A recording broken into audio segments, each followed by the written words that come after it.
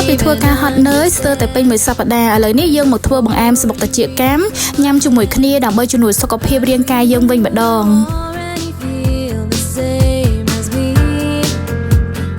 ថ្ងៃនេះខ្ញុំមានឈុតស្បុកត្រចៀកកាំ NSN ពិសេសចង់ណែនាំវិធីចម្អិនងាយៗឆ្ងាញ់ឆាប់បានញ៉ាំ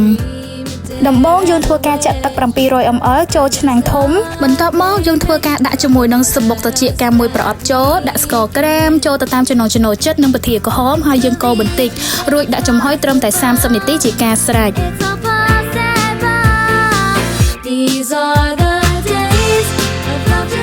យើងទទួលបានបង្អែមត្រចៀកកាំដ៏ឆ្ងាញ់ហើយល្អសម្រាប់សុខភាពទៀត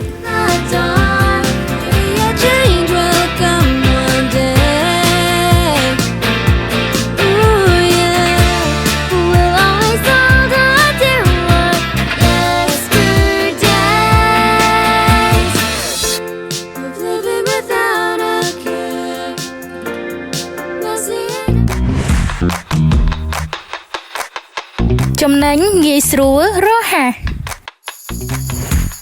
មាន NSN Mobile App ទិញផលិតផលស្បុកត្រចៀកកាំប្រភេទណាក៏បានទាញយកកម្មវិធីតាមរយៈ App Store ឬ Play Store